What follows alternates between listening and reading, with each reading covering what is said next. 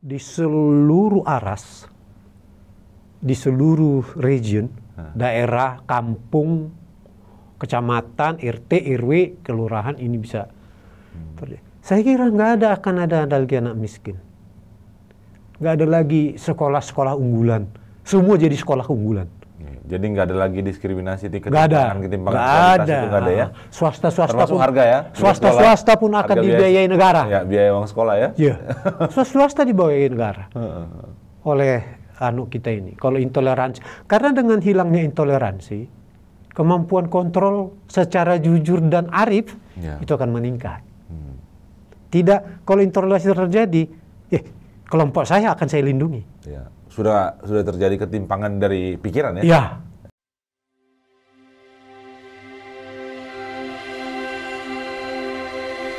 Gereja tidak boleh diam kalau terjadi ketidakadilan.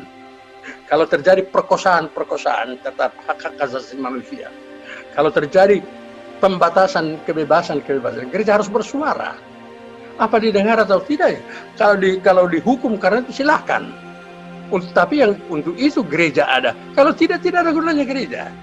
Halo teman-teman, ketemu lagi kita kali ini di channel SAI Nababan. Kita masih mau bahas tentang seputar sidang raya PGI yang akan dilaksanakan bulan November tanggal 7 sampai 12 di Toraja.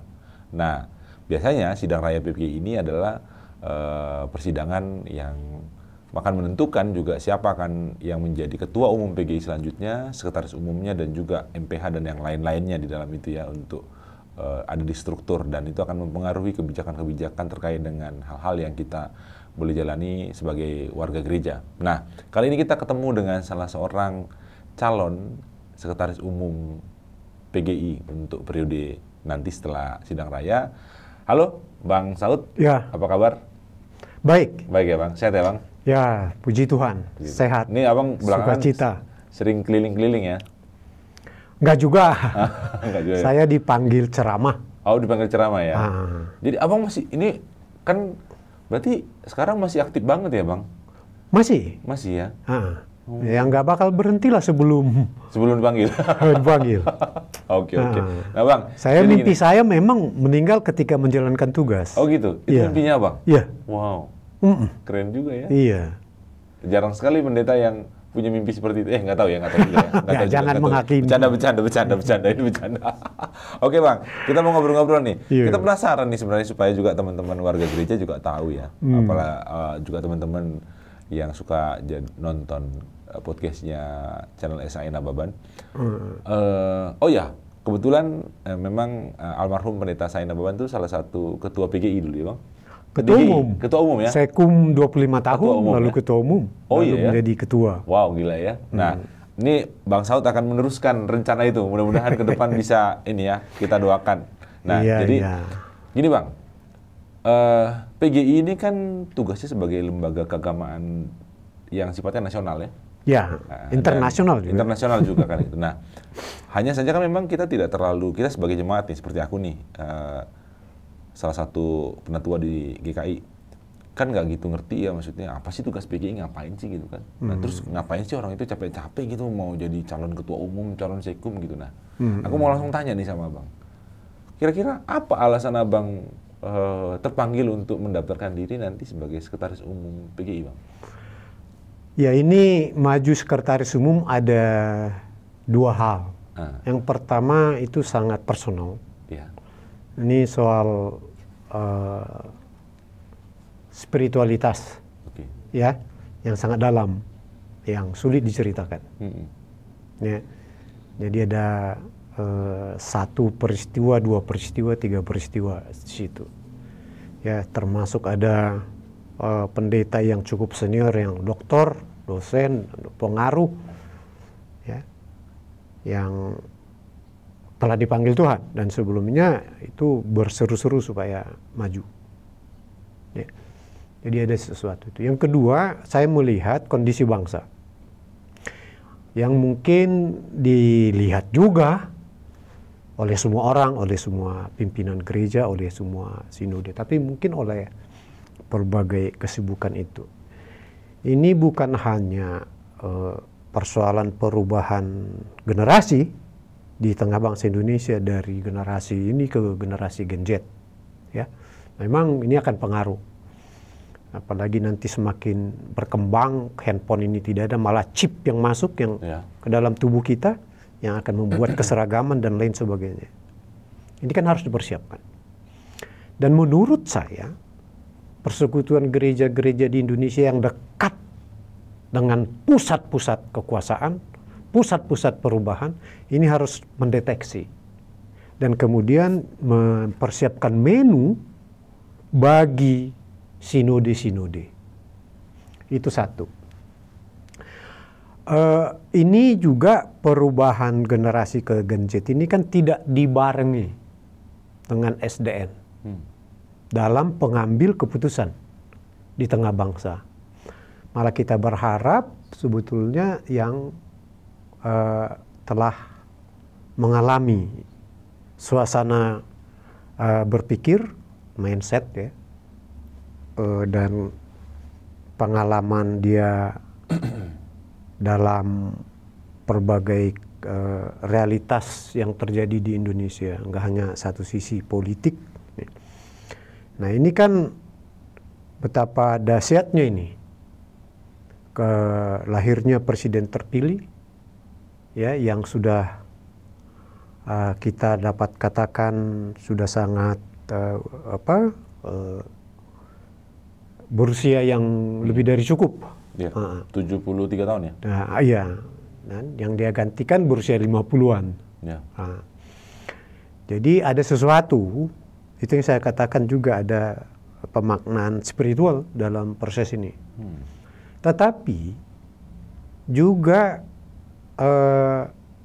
apapun kata kita, ada perubahan yang signifikan. Yang juga bisa menggoncang fondasi-fondasi keagamaan. Jangan salah membaca politik. Saya pernah tahun 97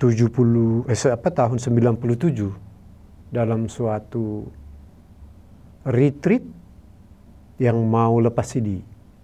Saya tanya, boleh nggak melawan negara? Semua mengatakan tidak. Lalu retreat katekisasi CD tahun 2000. Boleh nggak melawan negara? Semua mengatakan boleh. Wow. Apa yang terjadi? Perubahan di dunia politik itu akan mengubah bawah sadar dari semua umat, apalagi oleh alam sindrom minoritinya Kristen. Itu akan berupaya mencari-cari, ya, suatu ruang aman dari kejaran-kejaran apapun, itu terutama ketakutan-ketakutan dalam perubahan politik. Ini nggak mencuat ke permukaan oleh adanya power yang tidak disadari oleh siapapun, ya. Apapun yang terjadi sekarang ini, mau kenaikan harga, mau kenaikan ini dan lain sebagainya, senyap aja itu semua. Nah, apa akibatnya? Itu yang saya katakan, hati-hati juga kita dengan mindset. Ya, tanpa mindset kan tidak ada kemajuan, tidak ada perubahan, dan manusia akan tenggelam. Nah, ini mindset kita apa sekarang? Ini yang harus disiapkan PGI ke depan. Sehingga nanti mindset semua gereja, sinode yang kemudian turun ke jemaat, bagaimana Indonesia ini. Bagaimana menghadapi perubahan-perubahan. Bagaimana menghadapi perubahan ini. Ya. Dan yang kedua, ini sebuah tantangan yang luar biasa bagi kita. Tantangan dalam iman itu adalah peluang. Peluang yang sangat besar. Untuk apa? Mengeliminasi intoleransi. Ini peluangnya sekarang ini. Sehingga bagaimana kita bersama seluruh spektrum masyarakat ini, kekuatan-kekuatan yang ada di tengah bangsa Indonesia ini, kita masuki, ya, 800.000 sekian desa kita.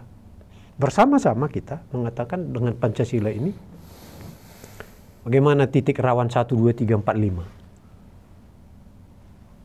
Udah sampai titik mana kemampuan kita, lalu kemampuan NU, kemampuan Muhammadiyah, kemampuan pemerintah, ya, kemampuan dunia perguruan tinggi, kemampuan media, menggabung ini semua. Ya itu ada di tangan sekretaris umum memang. Ya, jadi formula untuk rawan satu misalnya di desa A. Nah, sehingga ini yang saya katakan ada sesuatu. Tuhan membuat saya sejak SD ya, hidup secara plural. Saya di Pontianak, itu pindah ke Sambas, pindah ke Lampung, ke Jakarta, kemudian ke Sumatera. Jadi saya melihat ada suatu peluang ini di kita untuk membuka intoleransi itu menjadi toleransi. Sehingga akan tiba nanti saatnya gereja-gereja didukung. Bukan lagi ditutup, bukan lagi dimusuhi ya? Suasana-suasana itu. Kita belum pernah membuat proposal dan mengajukannya ke Tuhan. Kapan? Oh iya. Jadi kalau kita udah buat proposal itu, kita bekerja keras, maksimalisasi proses.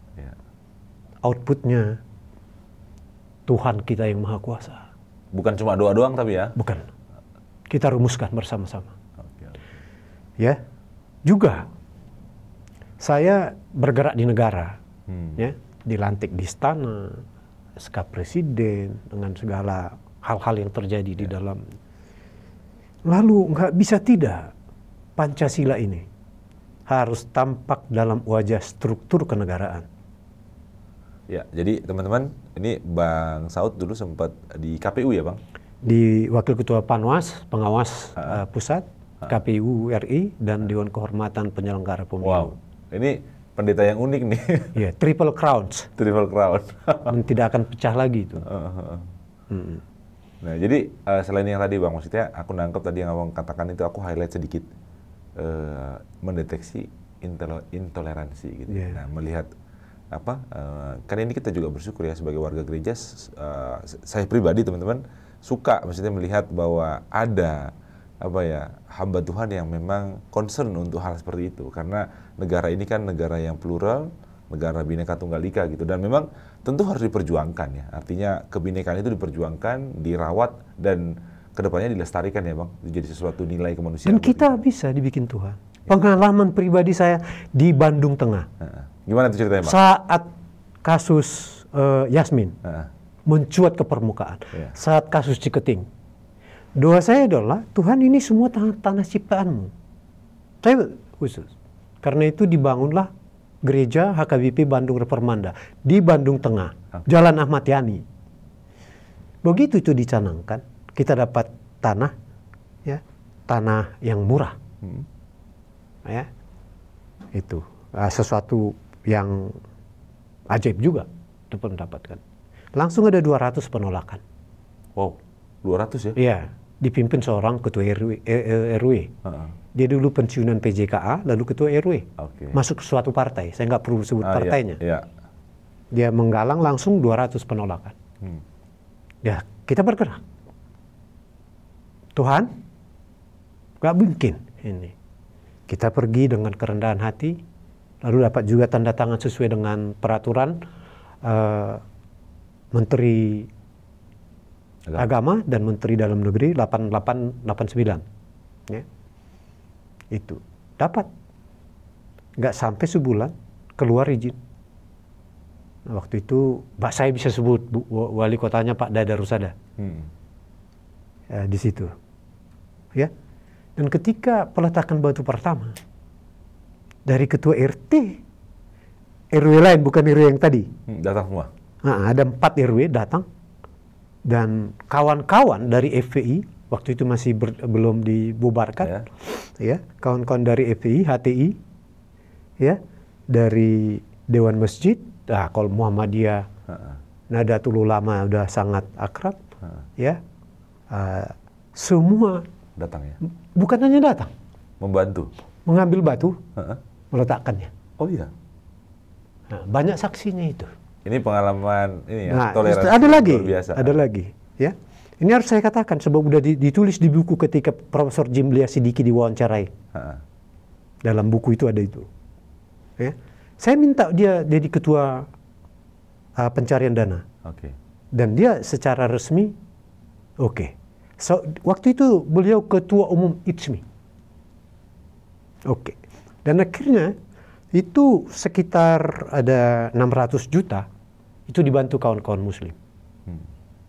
Memang ada pengalaman saya ketika waktu itu Yayasan Amal Bakti Muslim Pancasila masa Orde Baru.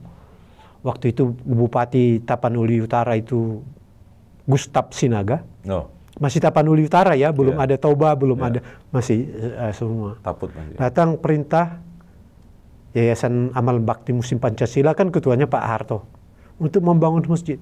Pak Gustaf bingung di bagaimana ini. Di tengah kantor pusat, halaman depannya HKBP. Nah, dihadap Nababan. Saya waktu Direktur Departemen Pemuda dipanggil Pak Nababan, Pengurus Nababan saya. Loh, bagaimana ini kok dia ini? Loh, wajiblah kita bangun. Saya ajak pemuda gotong royong membangun masjid itu.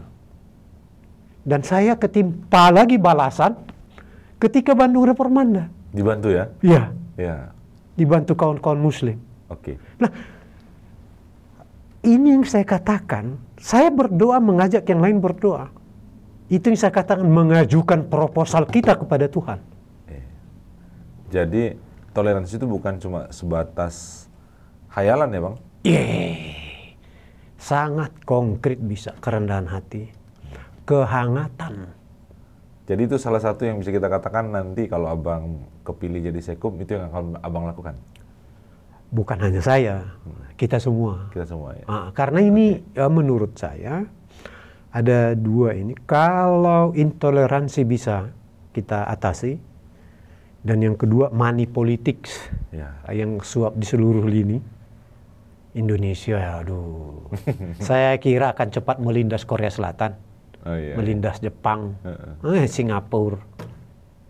Ya, dua itu otak kita nggak kalah kok.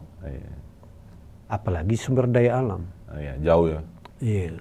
Jadi kalau ini bisa, keakraban, persaudaraan ya, dan mutual trust sesama anak-anak bangsa, itu di seluruh aras, di seluruh region, daerah, kampung, kecamatan, RT, RW, kelurahan ini bisa terjadi. Saya kira akan ada lagi anak miskin. Nggak ada lagi sekolah-sekolah unggulan. Semua jadi sekolah unggulan. Jadi nggak ada lagi diskriminasi, ketimpangan kualitas itu nggak ada ya? Swasta pun harga ya? Swasta pun akan dibiayai negara. Ya, biaya uang sekolah ya? Iya. Swasta dibiayai negara. Oleh kita ini. Kalau intoleransi. Karena dengan hilangnya intoleransi, kemampuan kontrol secara jujur dan arif itu akan meningkat. Tidak, kalau intoleransi terjadi, kelompok saya akan saya lindungi. Ya. Sudah terjadi ketimpangan dari pikiran ya? Iya, di situ. Jadi ini kita semua. Dan peran PGI saya kira, biasanya yang kecil itu sangat lincah memainkan peran. Di tengah jumlah masalah yang ini. Dan itu yang selalu saya katakan di kawan-kawan ya, itu Abdul Mupi itu teman saya, Sekjen Muhammadiyah sekarang. Nah, kalau sebelum saya Gus Ipul ini, itu Faisal Helmi. Itu sahabat habis dulu. Kan ini si Saipul ini kan menggantikan Faisal Helmi nih. Abdul Mupi udah mau jadi Menteri Pendidikan saya dengar. Pendidikan menengah dan dasar. Kan udah dipecah kemudian ini. Yang saya dengar nih di pergantian kabinet. Itu kalau kita lincah. Ya kan? Lincah itu kalau dalam permainan sepak bola, dia menjadi gelandang yang turun ke bawah naik ke atas. Coba. Bahkan dia bisa menahan striker orang lain, tim lain ya, sehingga tidak gol. Tapi satu saat dia bisa menjebol gawang lawan. Striker yang lincah. Nah, mengapa kita tidak berperan? Sebab Muhammadiyah, NU akan terbuka untuk itu. Sangat welcome. You are my friend. Iya. Nah, the best friend katanya. Kan karena suasana-suasana itu. Mengapa tidak? Nah itu mudah-mudahan. Saya mengajukan proposal itu kepada Tuhan. Udah begitu banyak dan ada gerak hati saya untuk mempersembahkan itu kepada Tuhan melalui persekutuan gereja-gereja di Indonesia ini. Sebagai sesuatu precious calling lah. Panggilan yang menurut saya mengharukan. Oke. Dan itu memang hanya abang yang bisa ngerti ya? Ya, personal ya? Kalau ketemu, orang lain akan mengerti. Oke. Nah, Bang gini. Tadi kan abang udah cerita nih tentang kenapa abang terpanggil untuk menjadi calon sekretaris umum gitu kan. Lalu juga abang udah spill tadi sedikit apa yang akan abang lakukan gitu kan. Nah, secara ini ya, secara konkret, anggap aja ini kita kayak lagi apa teman-teman, kayak lagi memilih kepala daerah kira-kira gitu ya. Kira-kira kami sebagai warga gereja itu apa yang membuat kami yakin bahwa abang layak menjadi seorang sekretaris umum? Ya, pertama kan pengalaman atau track record. Ya. Saya sudah lama di gerakan Oikumene. Saya pernah menjadi ketua kelompok kerja untuk kurikulum pembinaan pemuda gereja. Ya, itu tahun 87. Waktu itu kepala biro pemudanya Pak Sahat Raja Guguk. Ketua umumnya masih Bapak Dr. Nababan. Sekumnya Bapak Pridoli Nukur. Kemudian juga kita mencetuskan Perkemahan Kerja Pemuda Nasional. Saya salah satu ketua. Yang Jadi untuk pergerakan Oikumene itu. Jadi abang sudah lama sekali ya di situ dari semenjak muda ya? Sudah, tapi di tepian. Oke. Nggak pada nukleusnya, tidak pada intinya. Jadi ini yang saya kira perlu disebar dan ditebar. Ditebar dan disebar. Oke.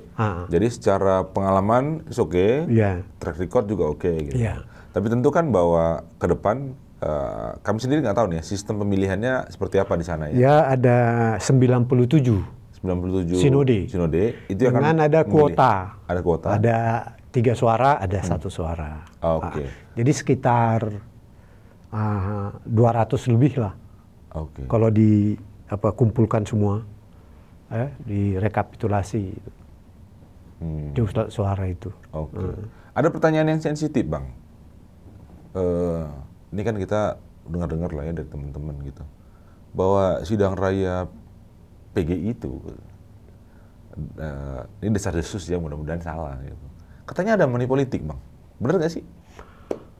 Sungguh dengan jujur saya katakan saya nggak pernah tahu itu. Saya berjalan selama ini, saya mengikuti beberapa sidang raya. Iya. Dan saya tidak menjumpai itu. Oke. Bahwa kemungkinan ada kemudian suara-suara begitu. Barisan sampai sekarang saya hati saya aja nggak mungkin. Nah. Jadi semua itu karena memang punya gagasan, punya visi ke depan gitu, dan dilihat dari jadi kontestasinya kontestasi yang memang kontestasi harmonis ya, Bang. Jujur gitu ya. Ya, saya berupaya itu. Sebab pengalaman saya terpilih jadi pimpinan-pimpinan di GMKI, di GAMKI, di PIKI, dan termasuk Partisipasi Kristen Indonesia. Saya jadi ketua umum. Ya, itu yang saya katakan track record tadi, nggak pernah itu. Menegara juga. Saya jadi wakil ketua Panwas Republik Indonesia. Saya menjadi komisioner KPU Republik Indonesia. Saya menjadi DKPP Republik. Rp1 pun tidak. Ya, pemeriksaan kesehatan itu difasilitasi malah oleh negara. Periksa totali kan dari A sampai Z-nya tubuh kita malah difasilitasi negara. Saya nggak pernah itu dalam seluruh proses saya mengabdi pada pelbagai lembaga dan struktur ya yang menasional di tingkat nasional semua. Saya nggak pernah menjumpai adanya money politics. Dan mudah-mudahan di sana. Kalau alasan-alasan tapi dilakukan terbuka, misalnya kesulitan berangkat dari remote area, kawan-kawan kita yang seiman, yang jauh dan memang sangat dibutuhkan, terbuka saja. PGI membantu. Jadi kalau misalnya saya memiliki sahabat membantu itu, saya sampaikan saja ke PGI. Mengapa kita tidak ada keterbukaan ya? Terbukaan di situ disampaikan gitu. Bukan soal kalah menang, soal bagaimana tadi kebersamaan. Ada pasti sinode-sinode yang yang mengalami kesulitan itu oleh berbagai hal. Di situ itu. Oke Bang, terakhir, kira-kira apa yang mau Bang sampaikan kepada seluruh warga gereja terkait dengan sidang raya ini dan juga rencana pencalonan Abang untuk sekretaris umum? Ya, pertama-tama mari bersiap. Ya, PGI kita semua. Untuk misalnya 800.000 desa, kita akan bikin simpul berapa yang dibutuhkan. Kita harus melakukan inventarisasi di setiap desa. Lalu setelah inventarisasi kita harus upgrading diri kita dulu. Setelah itu siap, baru kita ajak dari Muhammadiyah, NU, semua. Bahkan misalnya Pemuda Islam Indonesia, PII, HMI, itu semua. Juga akan kita coba bagaimana mempererat satu power yang dahsyat di Indonesia. Pemuda Timur, Papua, Batak, Ambon, Dayak. Dahsyat tuh. Anak-anak Tuhan tuh. Kalau ini menyatu bergerak, itu yang saya katakan, saya proposal kita kepada Tuhan untuk Indonesia yang toleran. Akan digerakkan Roh Kudus itu. Jadi itu siap-siap kita semua digerakkan Roh Kudus. Rakyat bersama-sama. Jadi PGI itu tidak lagi sebuah lembaga yang jauh dari jemaat. Tapi dekat ya? Tapi dirinya. Dan diri jemaat itu sendiri. Nah, mari gitu. Dan disinilah sinode akan tangguh. Karena PGI kan tidak bergerak terkomando struktur kejemaat. Tapi saling bersama dengan pimpinan-pimpinan gereja itu, sinode. Dan jemaatnya begitu, akan tangguh semuanya. Ini saatnya, momentumnya. Saya bilang kairos Tuhan. Mari, termasuk Bung Basar dan yang lain-lain. Oke. Ya, cukup. Oke Bang. Terpesona ya. Tersihir nih. Gitu. Jadi kami mendoakan supaya semuanya lancar-lancar Bang dalam proses sidang raya juga. Teman-teman kita dukung sidang raya berjalan dengan lancar. Semoga yang dipilih memang adalah sesuai dengan apa yang Tuhan rencanakan bagi kemajuan Indonesia dan juga terkhususnya untuk kemajuan gereja dan kita sebagai warga gereja. Dan mudah-mudahan nanti ke depan kami juga bisa mengundang calon ketua umum dan juga calon sekretaris umum yang lainnya agar kita bisa berbagi pemikiran dan juga kita boleh sama-sama saling berkolaborasi untuk kemuliaan nama Tuhan. Gitu. Yes, makasih banyak. Terima kasih banyak Abang udah cerita nih ke kita. Ya, ini kita percaya Tuhan. Ya, ini kesempatan yang luar biasa gitu. Jadi begitu teman-teman, sampai ketemu untuk episode berikutnya. Bye-bye.